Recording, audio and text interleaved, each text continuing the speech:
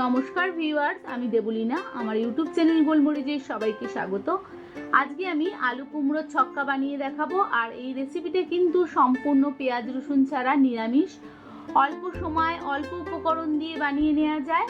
তবে ছোলাটা একটু আগে ভিজিয়ে রাখতে হয়। আর এই রেসিপিটা আপনারা খিচুড়ির সাথেও খেতে পারেন, আবার লুচির সাথেও খেতে পারেন। একদম সহজভাবে কিন্তু এই আলু কুমড়োর ছক্কাটা বানিয়ে নেওয়া যায়। প্রথমেই এখানে এই রেসিপিটা বানাবার জন্য আমি ছোলা নিয়েছি 50 গ্রাম। এবার এই ছোলাটা আমি ভালোভাবে ধুয়ে নেব, কারণ ছোলায় কিন্তু অনেক ময়লা থাকে। ধুয়ে নেওয়ার পরে জলটা ফেলে দেব, আর পরিষ্কার জলে আমি 6 ঘন্টা ছোলাটা কিন্তু ভিজিয়ে রেখে দেব।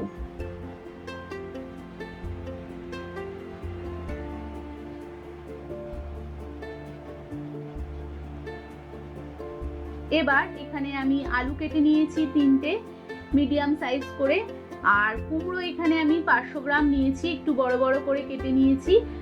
এই কুমড়োটা আমি চোকলা শুদ্ধই নিয়েছি। এবার কড়াইতে পর্যাপ্ত পরিমাণে আমি সাদা তেল দিয়ে দিলাম। এর মধ্যে এবার ফোড়নে দেওয়ার জন্য আমি শুকনো লঙ্কা দিয়ে দিচ্ছি, আর সামান্য একটু হিং দিয়ে দিচ্ছি। এবার যে আলুটা আমি আগে কেটে রেখেছিলাম সেই আলুটা এর মধ্যে দিয়ে দেব, দিয়ে হালকা করে নেড়ে নেব। এবার এর মধ্যে আমি কুমড়োটাও দিয়ে দিচ্ছি। কুমড়োটা কিন্তু একটু বড় করে কেটেছি, কারণ আলুটার থেকে কিন্তু কুমড়োটা তাড়াতাড়ি সেদ্ধ হয়ে যায়, তাই কুমড়োটা একটু আমি বড় বড় করে কেটেছি।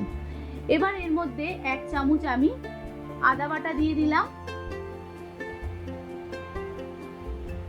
যে ছোলাটা আমি আগে ভিজিয়েছিলাম সেই ছোলাটা এবারে আমি জল থেকে তুলে দিয়ে দিলাম।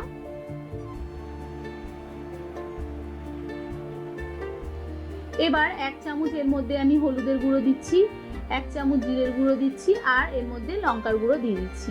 মশলাটাও আমি ভালোভাবে সাঁতলে নেব।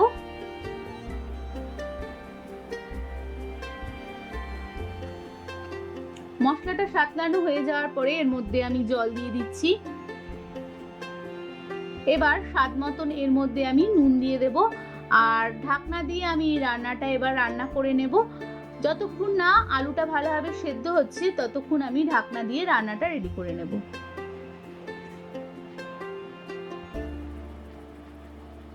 আলুটা আমার সেদ্ধ হয়ে গেছে।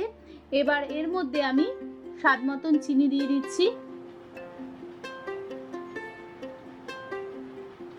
এবার এর মধ্যে আমি নারকেল কুঁড়ো দিয়ে দিলাম।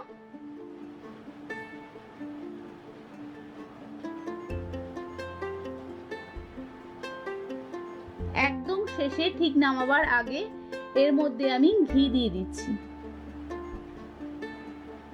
এইভাবে আমি সম্পূর্ণ আলু কুমড়ো ছক্কাটা রেডি করে নিলাম। আর এটা আপনারা অবশ্যই বাড়িতে একবার ট্রাই করে দেখবেন, কেমন লেগেছে কিন্তু আমাকে কমেন্ট করে জানাবেন। রেসিপিটা ভালো লাগলে একটা লাইক, শেয়ার ও আমার চ্যানেলকে কিন্তু অবশ্যই সাবস্ক্রাইব করবেন। আর এই ভিডিওটা শেষ পর্যন্ত দেখবার জন্য সকলকে অসংখ্য ধন্যবাদ।